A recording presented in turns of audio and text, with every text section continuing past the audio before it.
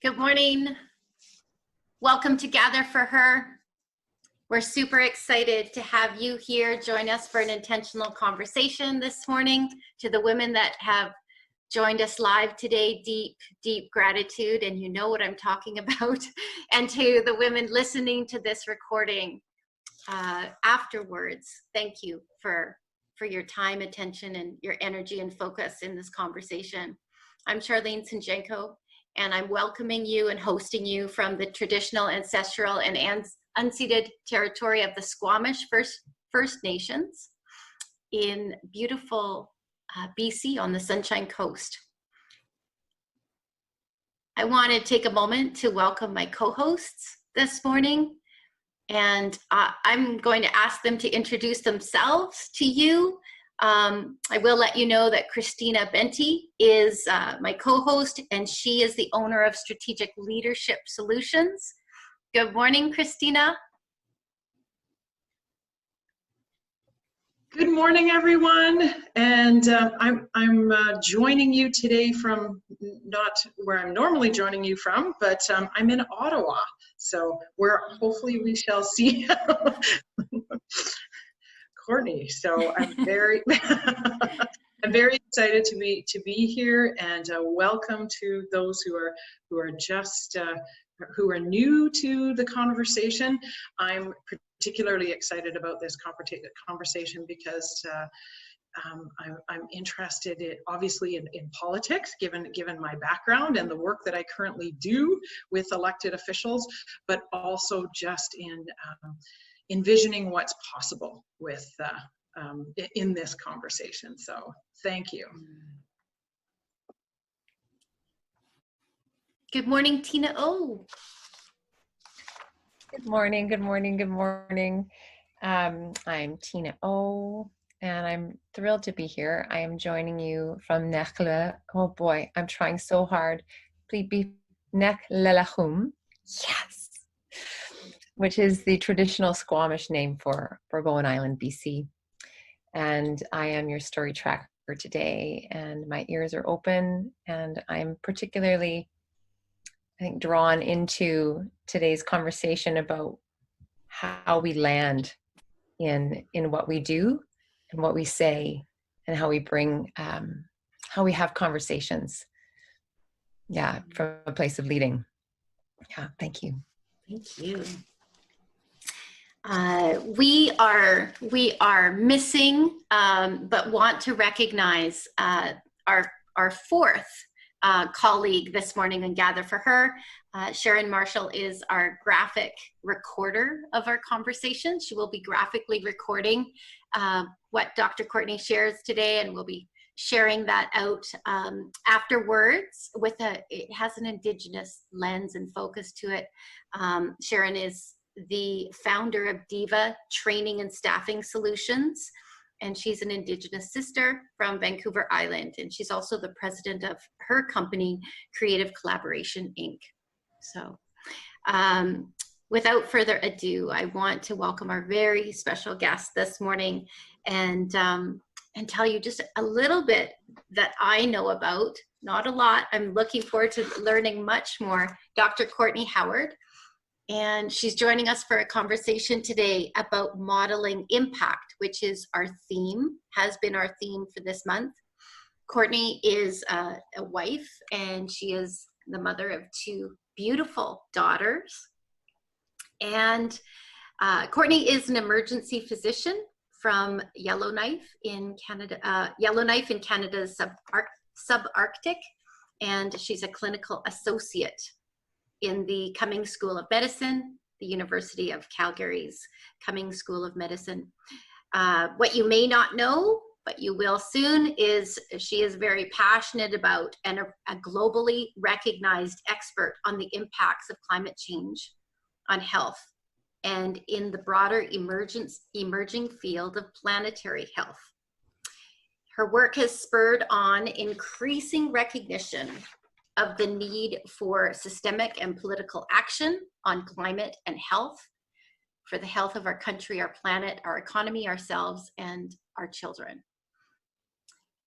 So I cannot think of a better a better woman, a better woman and leader to guide us in a conversation around what modeling impact might look like as we walk into the future, where we led from the health of lens in our decision making.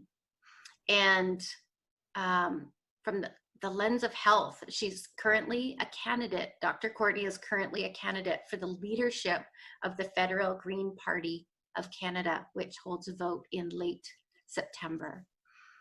Good morning, Dr. Courtney. How are you this morning? And thank you for your patience this morning. Oh, thank you. And thank you for such a warm and kind introduction. It's really wonderful to be in virtual community with all of you and to see your bright faces and your coffee mugs. And yeah, I'm really looking forward to having a conversation about how we go forward from here in a way that helps us all thrive. Mm-hmm. Yeah, we've been chatting, the three of us, about this conversation. Excited. You know, both Christina and I have had different experiences in municipal politics. She works so closely with political leaders across Canada. So obviously this is a conversation that we're really curious about. And I think for all women, we are at a crossroads. We're at an intersection where we're looking for intentional, deliberate change from what we have known to what we know is possible. And yet we still wrestle with that view of, you know, not wanting to be political or not wanting to get too political, you know, that term. And I think I'd love to kick off a conversation with you just about how does a mother and an emergency room doctor, I'm sure your calendar is already fairly full and your life is full. What's the game changer that has you wake up one morning and say, I need to run for the lead of a federal political party of Canada? Like, what happened for you? Thank you. And it's a great question. We've all been experiencing the pandemic in our space. So this is beautiful Chief Dragees territory here. It's the traditional lands of the North Slave Métis and the traditional territory of the Yellowknives Dene. And this is where I learned about planetary health. I don't think it's an accident that I became so passionate about this topic. The Northwest Territories is about 50% Indigenous and 50% non-Indigenous. We have Indigenous leaders all the way up through the system. My kids, when they go to school, there's a Dene Kide curricula. So they actually, my kindergartner brought home a report card, her first report card, and she was actually graded on her connection to the land. And I got tears in my eyes. And so the people here have buttons that say love the land. We talk about the land and our connection to it. We're surrounded by this gorgeous territory, and I think it's just easier to perceive the connections and the deep interrelationships here. And so what in fact happened was that I'd been doing a lot of work at the global level, really focusing. I had a policy job with CODA Change, which is a group of emergency and ICU doctors who are looking to bring forward an advocacy program at the intersection of climate change and health. It was supposed to be a big giant conference in Melbourne in October, which was not happening. So I was having international meetings, trying to figure out what that was going to look like. I was the advocacy head for the World Health Organization Civil Society Working Group on Climate Change and Health, and really had my eye sort of a real bird's eye view at the international level and the national level. And then the pandemic just relocalized so many things. So my husband is the medical director here. He's a pediatrician. I work as an emergency doctor. We've been very, very involved in the pandemic response.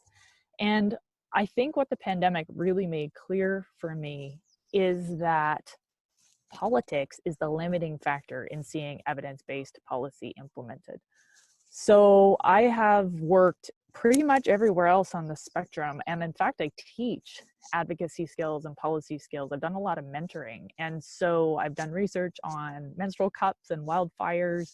And I've written a lot of policy briefs here in Canada in association with the Canadian Medical Association, Canadian Public Health Association, the Lancet Countdown, which is the world's biggest, most prestigious data and research collaborative on climate change and health. And I've briefed cabinet ministers. I've been to COP.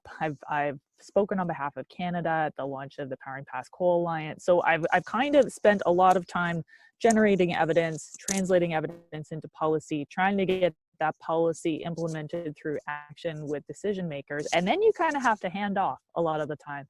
You have to sort of be like, please do the thing. And what I think we've seen over the pandemic, there are smart doctors and smart public health doctors in every country in the world. There's no shortage of smart doctors in the US and the UK. And yet we see that their pandemic response has not at all been in line with what evidence would tell us is healthiest for everybody. And so I was sitting here seeing our world essentially, I think of it like a Lego structure that a toddler sort of, every once in a while my kids will build something really complex, and then we'll have a toddler over and the toddler will come into the living room and just like send pieces scattering everywhere. So from a climate perspective, pre-pandemic, we had a Lego structure. We were kind of trying to politely ask people to like undo bits, and then we would like to change the way we're doing things. And we've just had a toddler just stray into all of it. So we've been disrupted. And so we're at this moment of incredible vulnerability and instability, but also we know we're going to have to spend generational quantities of money to put it back together somehow. So now is the moment where we need to sprint to make sure that it's put back together in a low carbon way that will keep us safe and healthy into the future. And so when I was looking at, I don't think we're going to get another moment like this in our adult lives. Yeah. And so this is, and what's very ironic about it, at one point we had a leak memo from the Canadian Association of Petroleum Producers. It got leaked to the Canadian Association of Physicians for the Environment. I'm taking a leave of absence from my role as president there right now. And so I got this in my email box. I had just gotten back from the hospital. I'm trying to figure out where my kids are. My husband's still at the hospital. It's very stressful at the hospital. We've all just rearranged everything. We're worried about getting contaminated. Everybody's hangry because we're in masks. And so I was feeling kind of cranky. And then this thing arrived in my inbox. And I was just like, we are all just trying to keep the wheels on the bus in our day-to-day lives. And the people who are profit-driven have their eyes on the ball. And they are in there and they are influencing those decisions. And it's totally unfair that in the middle of us having to just try to keep our lives on track, we additionally have to sprint to influence outcomes. But that's just the way it is. And so really, I think that I know it's a huge ask for everybody because nobody has enough energy in their buckets right now. But it's really a time where we do have to, we can have either crisis capitalism or crisis cooperation. And this is exactly the kind of initiative that helps us generate the latter. Yeah. But wow, you're speaking my language, and what you're saying is so important. And one of the things that you entered into this conversation with is politics is the limiting factor, right? And so you're actually entering the limiting factor. That's and I fully agree. The recognizing how important it is to have the kind of competencies that make decisions based on empirical evidence, rather than the wins, the remaining popular or remaining responding to the winds of the day is so critical. What are some of the competencies, like the leadership competencies that are so key going into this role? And what would you like to see be embodied at the political level? Because, and this is an important question for all of us. The reason is that not only do we need to look for we as citizens need to elect leaders that embody these competencies. And we need to ask critical questions of our political leaders and our potential political leaders. Are they going to be embodying these questions? So it's not only just about how can you embody them, but how can our citizens ensure that they're asking the right questions? So I'm curious to know what your thoughts are around that. Well, I'm new to politics, so I'm building this image myself, but we don't have a lot of buffer right now in terms of creating a thriving future for ourselves. That means that we need to set our goals in a very focused way, and then we need to make sure our policies flow out from those in a way that makes sense, and each one helps to get us to that goal. And those goals, given where we're at in terms of, growing instability in our ecological determinants of health, as I think about them, climate, soil, water, etc., need to be very evidence-based. So when we think about how we interact with our political leaders, we need them to understand evidence. We need them to listen to the experts. And I think at this particular moment in time, leaders need a combination of real compassion and action orientation, because I've done quite a lot of work on eco-anxiety and ecological grief. And it's really interesting when you look at, and we need way more research to be able to say these things for sure, but what we know leads you to the conclusions that horrible feeling we have that things are wrong is actually probably performance enhancing. There's if people are having trouble functioning within their day-to-day lives, or if they're feeling suicidal, or they're seeking to harm themselves or others, there's a reason for medical care. But otherwise, we can think of these feelings as a constructive, unpleasant emotion. That's how a psychiatrist named Dr. Greg Dubois, who does a lot of teaching with Canadian family doctors, thinks about them.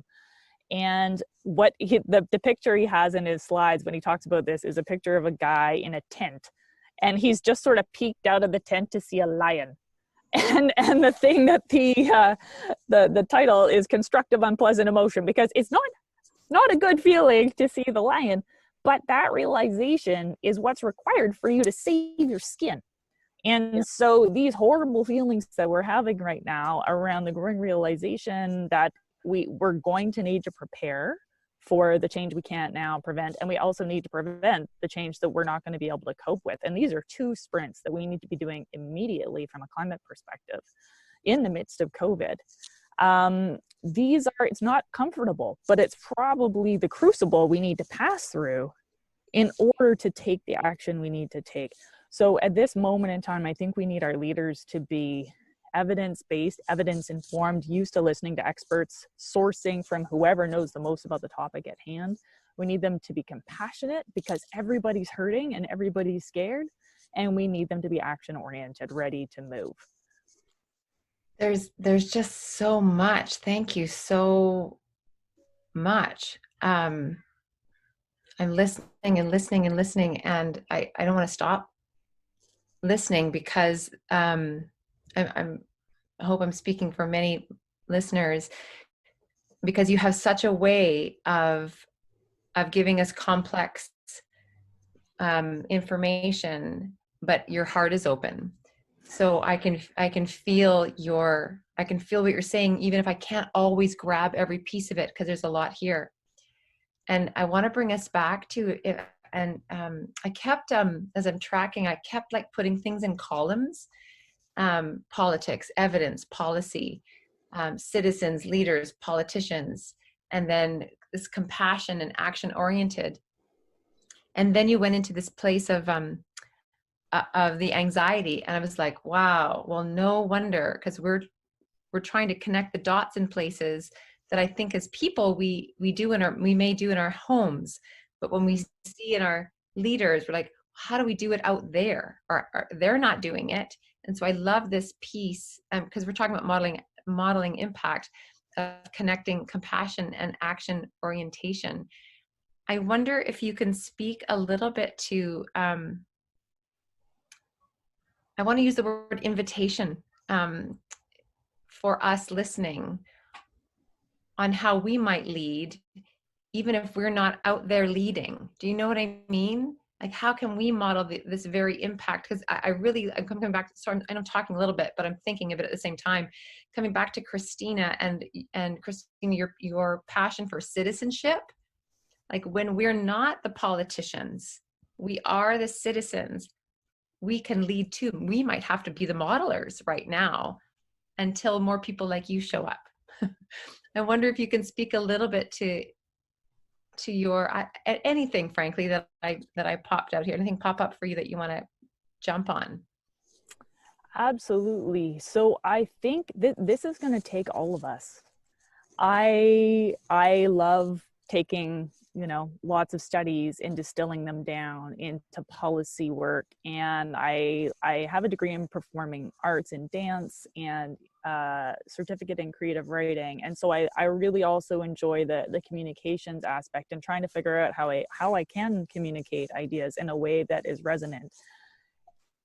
But all that leader can be is a focusing point and an inspirer. But the number of different tasks that need doing right now is immense. And so whether that is with a hat on as a mother at home, taking care of your kids, making sure that they are well at this moment, making sure that your immediate family is taken care of and well, helping your workspace to transition so that it can be a cog in the wheel of the societal change that we're in the midst of making. And things like this, supporting female leadership. I'm sure you've heard from other female politicians, it's super awkward. There's so many skill sets that are not things that we are socialized to consider something that women do. So asking for money, awkward. Self-promotion, super awkward.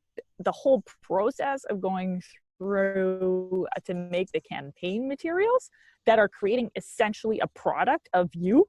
Oh my God, like so awkward. And so to know that people are appreciating and supporting that work that you're doing is really helpful. It's a really vulnerable place to be in the political sphere. And so active support is actually tremendously helpful.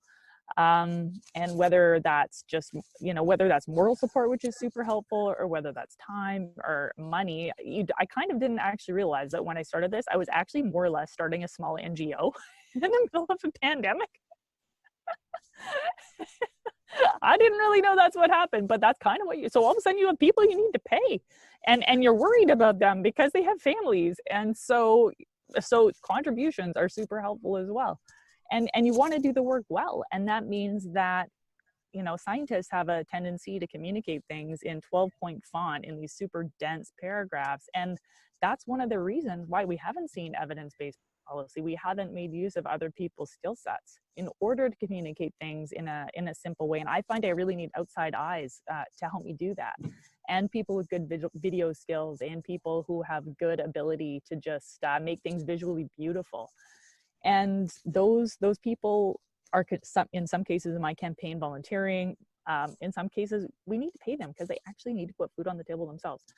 And so all of those things are ways that we can support one another. I think the main thing is just helping to normalize female leadership, and to be doing this, exactly what you're doing right now is lifting everybody up instead of picking one another down. I do think we've been raised in an era of, scarcity and this feeling that if there's going to be a woman at the table, there's only going to be one. And so we're not necessarily going to support one another in also coming to the table. And so these kinds of initiatives that help make it normal to raise other women up are the only way we're going to achieve critical mass that we need to really change the way policy is implemented. I want to pull up the word awkward, and I'll go back to you, Shark. I can see there's something there. Thank you for that, because I was like, I think that was the word that lives between those three columns, right? Even evidence-based policy, from evidence to policy, awkward, right? Citizen to leader, awkward. And I shoot over to Shar and the leaning into awkward and you know that's where I'm going, because in terms of modeling where politics needs to go, this is it. This is where we need to go. This real human awkwardness, and it's no mistake, Dr. Courtney, that you have a life experience in dance and flow and rhythm, as well as communication, because the very silo that we need to bring together is the silo that you just talked about, where the communication to women who deeply care across Canada isn't getting through from the scientists in the 12-point font. And I want to tie into the next question, because I think it's so important. It's around modeling impact. And the question that I wanted to ask, and I'm just going to preface it just slightly and then allow you to just go for it. The question is this, just so everyone's in on it. What are the systemic shifts that you'd like to be part of making in federal politics in the next 5 years? I'd like to back it up slightly and ask, even leading into your campaign, because the systemic shifts that need to be made actually need to start now with getting more women like you into office, so you can make the 5-year systemic shifts. Do we feel that impact is being modeled by very capable leaders, prime ministers across Canada, across the globe, not across Canada, across the globe right now? Do we have enough modeling of what's possible for Canadians to see what's possible? Because there are other amazing demonstrations of female leadership going on right now, from very awkward, not normal, not your typical politician. So that's all I want to say. But I think that the comment is like, what are the systemic shifts that you want to be a part of? But I think they actually start now, so that you can get into office, so that you can make the systemic shifts in politics you want to make in the next 5 years. I think that a lot of us have been inspired by Jacinda Ardern in New Zealand. And I remember when I was an emergency resident, at the time I was going through, there were not a lot of female emergency medicine physicians. And so I was getting a lot of feedback saying, you are too nice, or I think you're going to have to be less nice during your time in the emergency department. And all they really meant, looking back, was that I was doing things in a different way than they were doing things. And they were used to teaching within, they were teaching what they knew, and they knew what worked for them. And they were trying to teach me, therefore, unconsciously how to be like them. And I was thinking to myself, and I had actually come to medicine after my mom had been extremely ill through most of my university time. So she had non-Hodgkin's lymphoma. She was given a diagnosis where she had 5% chance of living for 5 years on day one. So, that was 5 years of chemo, radiation, remission, autologous bone marrow transplant, us all just walking on eggshells every day. And so I had encountered the medical system first from the perspective of a patient, and in fact wanted to be a doctor because of some of the incredible moments that physicians had given us when they were really present with us and they were really compassionate. And so when I had doctors as a resident saying I had to be less nice, I was thinking to myself, that is one thing I cannot do. That is entirely counter to how I want to approach this profession.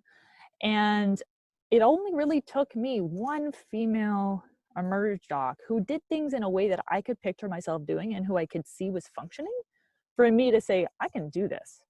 I can do this. I can kind of picture where she's at and I can follow that path. And this is possible. This role is possible for me. I'm going to do it in a different way than the majority, but it's been done. I can do that. And I think Jacinda Ardern, I've never seen her do something that I wouldn't feel comfortable with. That's been really helpful for me. I think Angela Merkel has done a lot of great work in terms of listening to the evidence and being strong and being able to communicate it well. But there's certainly people that have influenced my decision to make this transition. I've also had increasingly good support from within medicine. So for a long time, I've been trying to move scientists and doctors along the spectrum towards participating in the political process or interfacing with policy. And there's been hesitancy, but the pandemic has actually increased the sense of urgency and the desire to do that. So right before I took a leave of absence from many of my roles in order to run in the leadership race, I helped to initiate a letter as part of the WHO Working Group on Health and Climate Change, calling for a healthy recovery. It was an open letter to G20 leaders, and it ended up getting signed by organizations representing 2/3 of the global healthcare workforce, so 40 million healthcare workers. That kind of collaboration and cooperation and willingness to try to influence policy in an evidence-based way is something that's pretty new within medicine. So this moment in time has itself, I think, created a certain degree of space for people to do something that is new. And that in itself is an opportunity that I think as women we can really take advantage of. And I think that to what you're talking about, particularly during this time with the pandemic, is that the veil is a bit thinner and people are more open to having some meaningful conversations around viability and sustainability. And so I love what you're saying around the idea of somebody modeled impact for you, right? By embodying kindness and compassion and the kind of the ways that you wanted to be in the world. And it may not have fit into someone else's paradigm, right? In the medical field. And yet you found just one hook, right? And I think that that's so important in politics as well, is looking for those models that can embody compassion and politics. One of the things I know I heard when I was in local politics was, you need to develop a thicker skin. And I was like, actually, I don't want to. I want to learn how to be in the world so that I can be open-hearted and yet still be very firm and clear and competent and make evidence-based decisions, and yet remain courageous to be able to articulate those decisions in a meaningful way. And what this is where I think, and Charlene picked up on this, your background in dance and theater and in the arts is going to be really important in politics, right? To be able to reach the head and the heart. It's and connecting those two messages, because otherwise, oftentimes that, like you said, that empirical evidence gets buried, and or it appears alarmist, and people just bypass it, right? And so we need to touch people at their prefrontal cortex, right? Rather than our fight, flight, and freeze response, and at least acknowledge that. So, thank you for that. I think what you're saying is really really important, and right now you're modeling to us what is possible in this field. My kids, I'm sure my child is about to come and ask for a snack with her hair unbrushed. So like that's going to happen, just so you know. Maybe we could consider that modeling real life. Totally. That's so great. Bring it. More scruffy hair. More than Yeah, merry. I love it. exactly. I wanted One of my sayings is politicians are people too. yeah. Yeah, that's true. You know, I was being interviewed yesterday, and they were asking me, and I said something like that we need to change our relationship with our politicians. And all of a sudden she got really kind of focused on that. And it got kind of harder edged. But we need to, because otherwise, like, if we make a sort of arena where we're only ever shooting people down, we are going to end up with a bunch of people who don't care about feedback. Right. And that's not good. We want all of the smartest, most insightful people to run. We need that. We're in a bit of a state right now. We need some really capable people in charge. And if that ends up being all of the mostly men who, just sort of barrel forward no matter what anybody says, it's not going to go well. And so we do need to find ways. It's interesting when you look at the trustedness stats. I've often shown a slide in my presentations to doctors and nurses and medical students that has nurses usually at the very top in terms of trustedness in public opinion polls, physicians usually pretty close, and then scientists are way up there, and politicians are way at the bottom.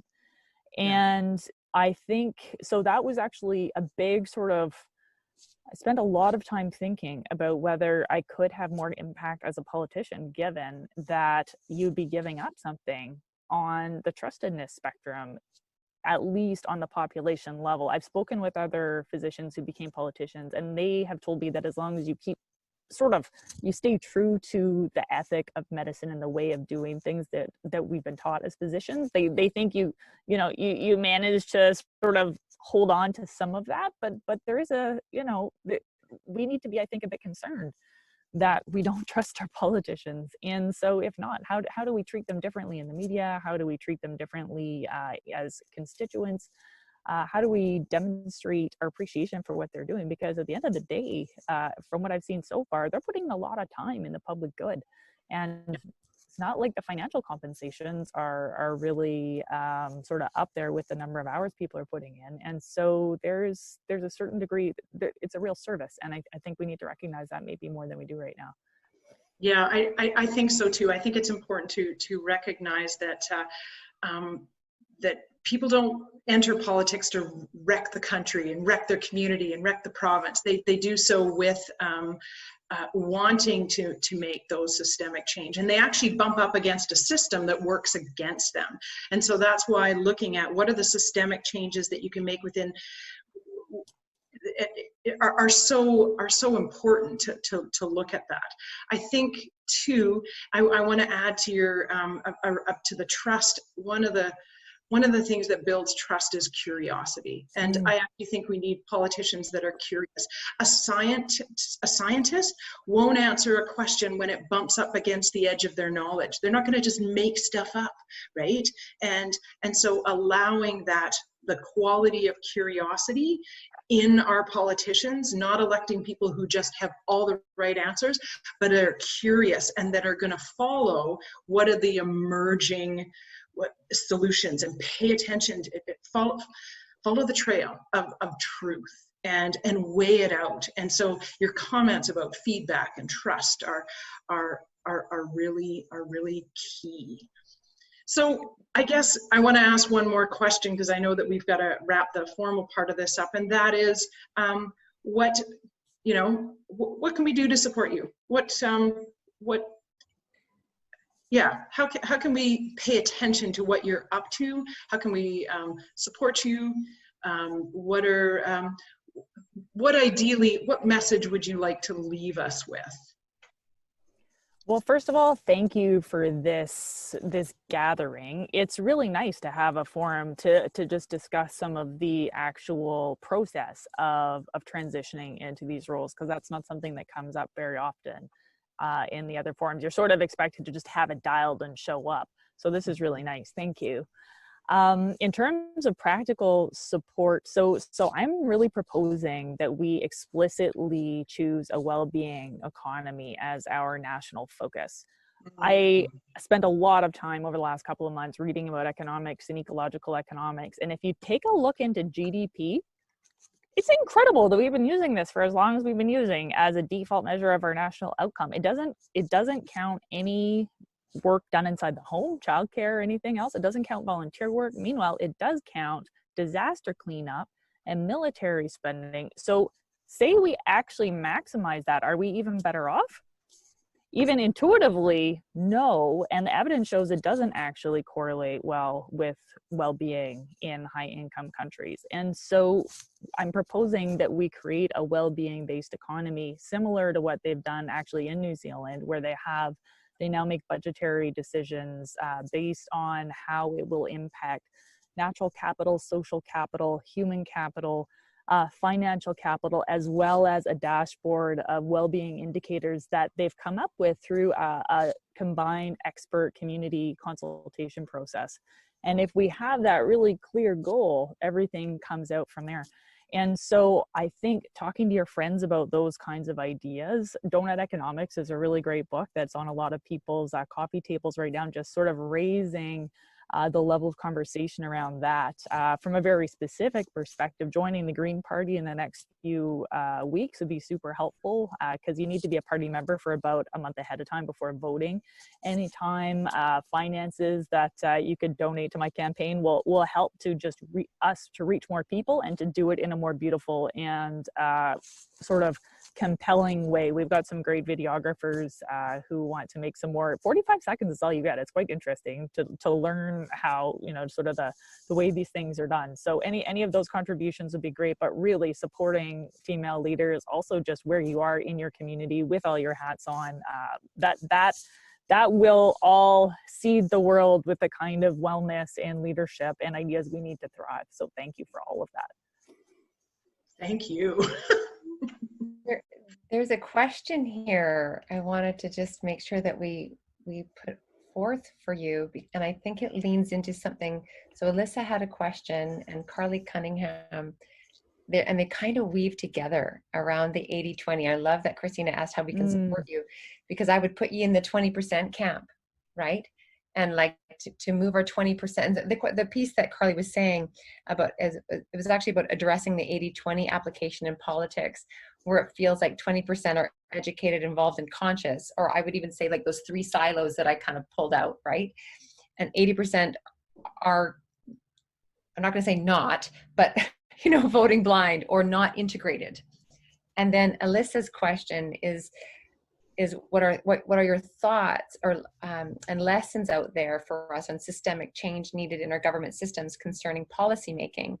And I really love that you've all actually given us the answer, which is the focus is the well-being economy. But my question though for you is, I think it's in the last 2 words around policy making and leaning into the awkward, and how do we raise this 20% up so it's not an 80-20 anymore, but they're more integrated. So I wonder if you can speak to policy making with the awkwardness of evidence-based, compassionate policy. I don't know, where would you go with that? Well, I am spending a lot of time listening to the communications professionals. So, and that is awkward. They're like, Courtney, you can't say it like that. I'm like, but come on, that's what, because in my head, I've got, I'm on the editorial advisory board of the Lancet Planetary Health, and I just sent my platform to the senior editor last night. So in my head, oh, look, here she is. In my Honey? This is Vivi. And she can't hear you and she's hungry. And she slept in her bathing suit. And she has Hi, cutie. Welcome together for her. This is for you. It all is. for you. Yeah, and yes, and this is a very, very discreet source of my motivation right here, as I'm sure you can imagine. Yeah, I want to be able to fit this whole platform into 45 seconds in a compelling way. So I'm spending a lot of time thinking about how to do that, because I think that's what we need to do. Like my professions, probably many of our professions, have spent a lot of time wagging a finger and saying, you need to listen to us. Why aren't you listening to us? that is not a humble way to go about this. We need to realize that we just haven't been doing a very good job of communicating, and there are people who do that for a living, and we need to listen to them. And so that's what I'm spending a lot of time doing. And also I'm picturing, thank you. I don't know if anybody reads Chatelaine. Okay, you got go. There's pie on the I made a giant oven pancake, actually 3 of them on Sunday, and we're eating them all week. That's what we're doing. Chatelaine has been doing a lot of really incredible evidence-based, super well communicated work. And when you know that, and I have a farm in Manitoba and spend a lot of time in conservative prairie household kitchens, that magazine is on all of those tables. So I think that there is a group of really actually well-educated, engaged women who are way more tuned in than we know, who are just waiting to be activated. And I was actually reading Oprah's 20th anniversary issue the other day, and she said that they think about their people as our ladies, and they envision them as this group who aspire to lead their best life, to do good by the world. And I think people are out there, and I really, really do believe that they are just waiting for somebody to give them the courage to take a step from what has been their tribe and join a new tribe that is completely dedicated to a healthy future for families and for our kids. And so I'm picturing them and figuring out how I can best communicate. And I think actually that this group is very, very much part of that and is very much on the right track. So as I keep going, I will feed information back to you, but I think it helps to picture them and to just say, they're out there. They're out there, and I just need to figure out how they're out there. I'm quite sure my message and what I want to do is something they're going to get behind. I gave a keynote at the Canadian Federation of Nurses Unions conference last year, and I got a standing ovation. These women want their kids to do well, and to help their communities thrive. And this is a moment where we need to take those scary steps to put ourselves in all of our different positions in a place of leadership, so we can bring those to life. That's awesome. Thank you, Dr. Courtney. We're going to wrap the formal part of this conversation and just save just a couple of minutes. I know you need to get going. I just want to make sure that if there's any burning questions that we have time, just for a couple of quick ones. Before I end the formal part, I just want to say a couple of things, and I think it's in a bit of context. One is an invitation. We would love to be a feedback wall for you. And we have some brilliant brains in our collective. I think I can speak on their behalf. We'd love to be a feedback wall for any 45-second communications. What I see is in context is there's such a cross section right now, such a line, probably the most influential woman right now in our province, if not beyond that, is Dr. Bonnie. And I've had conversations with an Indigenous sister who's also on this call, who is a physician. And, I've said it's really interesting. Public health officers across Canada, many of them female, have been catapulted. I've asked her this, do you think this is the beginning of a care economy for Canada? Will these health officers play into and lean into, or are they going to keep the silo and not see the position they're in right now and keep leaning into it? So I just want to say that the context that I see in terms of modeling impact is your foundation is set. Like your context is set for us walking towards a care economy. And I think if we can present that option for Canadian women who care about their kids and their families, I think that that's where we're really at. And I just want to thank you for being part of the conversation today. We're excited to keep connecting and following. And I'm going to wrap our recording for Gather. Thank you for being here with us today.